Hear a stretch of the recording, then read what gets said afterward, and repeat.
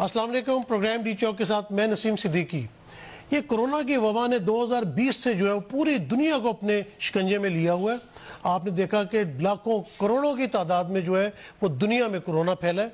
इसके मुख्तलिफ वेरिएंट्स भी आ रहे हैं, लेकिन जो कोरोना से डेथ्स हुई हैं वो एक अलग मसला है। लेकिन इसका जो दूसरा मसला है उसके ऊपर ज़्यादा अभी तक गौर नहीं किया गया। लोगों की जो दिमागी हालत है वो इससे बहुत ख़राब हुई है। लोगों की जॉब्स चली गई, लोगों के कारोबार तबाह हो गए, लोग अपने घरों के अंदर बंद रहे, तो बड़ी अजीबोगरीब सूरत हाल पैदा हो गई है।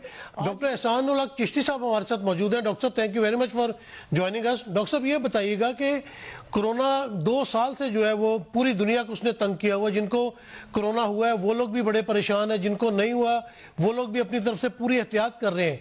मैंने इसमें देखा है कि कुछ लोग जो है वो ज़हनी मरीज बनते चले जा रहे हैं। जो लोग ठीक नहीं हो पा रहे उन्हें भी मुख्तलिफ खदशात हैं। कुछ लोग वैक्सीनेशन के खिलाफ हैं, कुछ कोरोना को अभी तक नहीं मानते। आपके पास इस किस्म के पेशेंट्स आते हैं, आपको किस किस्म की जो है वो चीज़ें सामने देखनी पड़ती हैं? जी, बहुत शुक्रिया, आपने मुझे वक्त दिया। मैं आज करूं कि जो कोरोना है ये जो 2 साल से इसने दुनिया की पूरी एक जो स्कीम है उसको तहस नहस करके रख दिया है। हमारे सिस्टम सारे बिल्कुल चेंज हो गए हैं। This is entirely a new world. अगर आप इसके इम्पैक्ट की बात करें तो कोरोना बीमारी के अपने बहुत ज्यादा ज़हनी असरात हैं जो कि डायरेक्टली इनडायरेक्टली दोनों तरह से आते हैं। डायरेक्टली जो पेशेंट पे असरात आते हैं उसमें ज़हनी बीमारियां बहुत ज्यादा रिसर्च में देखने में आ रही हैं, जिनमें डिप्रेशन है, ऑब्सेशंस हैं, इवन सुइसाइडल टेंडेंसीज बहुत बढ़ जाती हैं, हेलुसिनेशन शुरू हो जाती हैं। और अगर देखा जाए जो जिन पेशेंट को नहीं हुआ और वो ये सब होता देख रहे हैं तो वो इनडायरेक्टली इफेक्ट हो रहे हैं। उनमें बहुत ज्यादा एंग्जाइटी, तशवीश पाई जाती है इस बीमारी के बारे में, और वो भी समहाउ इसके साथ नफसियाती दबाव का शिकार हैं। अगर हम मजीद देखें तो इसके जो साइकोलॉजिकल एस्पेक्ट्स के अलावा जो सोशल और इकोनॉमिकल इफेक्ट्स हैं वो इनडायरेक्टली इन सारी बीमारियों को बढ़ाने का सबब है। हम उस तरह से सोशलाइज नहीं कर पा रहे, हमारे इकोनॉमिक रिसोर्सेज कट डाउन हो रहे हैं, हमारी अनएम्प्लॉयमेंट बढ़ रही है, और एक अनसर्टेनिटी का इशू है जो इस डिप्रेशन और एंजाइटी को मल्टीप्लाई करता है इवन कोरोना के पेशेंट्स में और जो कोरोना में अभी मुब्तला नहीं है उनमें भी।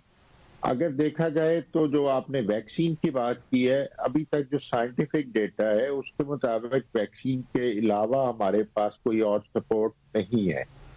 जो एक अलग से पॉइंट ऑफ व्यू लोगों का रहा है वो तो हर चीज के बारे में रहा है, कॉन्स्पिरेसी थ्योरीज चल रही हैं, लेकिन हर मुल्क की जो प्राइम एक मैनेजमेंट है जिसमें डॉक्टर्स हैं, जिसमें सिक्योरिटी इदारे हैं, जिसमें पढ़े लिखे लोग हैं, उनमें से कोई भी ऐसा वैक्सीन के खिलाफ कम पाया जाता है। लेकिन एक स्कूल ऑफ थॉट है, उनको आज़ादी है, लेकिन उनको फिर बहुत ज्यादा मुश्किलात का सामना करना पड़ेगा। डॉक्टर साहब, ये बताइएगा कि जब कोरोना हो जाता है जिसको सीवियर किस्म का, तो क्या वो जो मेजर ऑर्गन्स हैं बॉडी के, लाइक किडनी है, हार्ट है, लिवर है, इनको तो नहीं डैमेज करता? और जिन लोगों को, कई लोगों ने शिकायत की है कि जैसे उनको ब्लड प्रेशर लाइट सा था तो उन्होंने कहा यार अब ब्लड प्रेशर ज्यादा होना शुरू हो गया है, या शुगर के मरीज है उनकी शुगर बढ़ जाती है, तो क्या ये ऑर्गन्स के ऊपर भी इफेक्ट करता है कोरोना?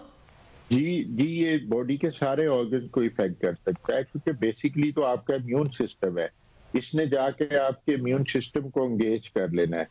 और क्योंकि ये लंग्स के थ्रू जाता है तो सबसे प्राइमरी तो लंग इफेक्ट होते हैं, लेकिन उसके साथ साथ जितने एसोसिएटेड आपके ऑर्गन्स हैं वो लाइकलीहुड है उनका कि वो भी इफेक्ट होते हैं इसमें।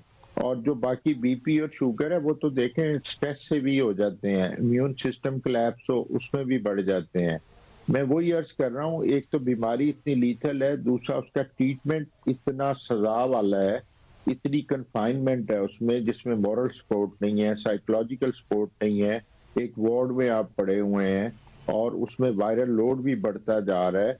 تو وہ بھی بہت زیادہ جو ہے نا تکلیف دہ ہے اس کا علاج. ڈاکٹر صاحب آپ نے بڑی اچھی بات کی یہاں پہ، یعنی کہ اتنے مشکل حالات میں ہم نے پیشنٹس کو دیکھا کہ وہ کن کن مراحل میں سے گزرتا ہے، لیکن لوگ پھر بھی احتیاط نہیں کرے. ابھی اومیکرون ویرینٹ کی جس طرح لہر آئی ہوئی ہے اور اس وقت پاکستان میں کیسز آنا شروع ہو گئے ہیں، لیکن لوگ پھر بھی احتیاط نہیں کرے، تو آپ کیا مشورہ دیں گے؟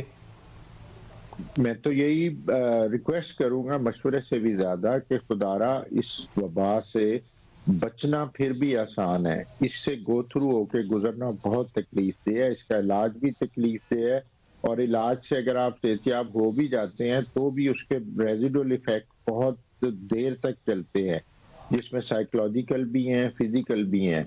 تو علاج بھی تکلیف دہ، علاج کے بعد بچ جائے تب بھی آپ کی صحت اس طرح سے نہیں رہتی. تو اس سارے سینیریو سے بچنے کا ایک ہی واحد حل ہے، اور وہ کوئی اتنا مشکل نہیں ہے.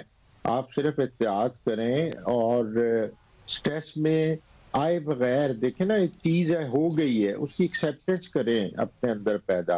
اگر ہم ایکسیپٹنس پیدا نہیں کرتے، ہم احتیاط کرتے ہوئے بھی کوڑتے ہیں، تو یہ کسی کے بس میں نہیں ہے. اور وی آر ناٹ alone، یہ پوری دنیا پہ اللہ کی طرف سے ہے. دس از مور دین تھرڈ ورلڈ وار. تو آپ کو چاہیے کہ ہر ممکن احتیاط کریں اور اپنی جو فزیکل ایکٹیویٹیز ہیں ان پہ بھی فوکس کریں تاکہ آپ کا امیون سسٹم بہتر رہے. آپ اپنی فنکشننگ جاری رکھیں لیکن احتیاط کے ساتھ، اور ویکسینیشن کے بغیر یہ احتیاط بھی فضول ہے.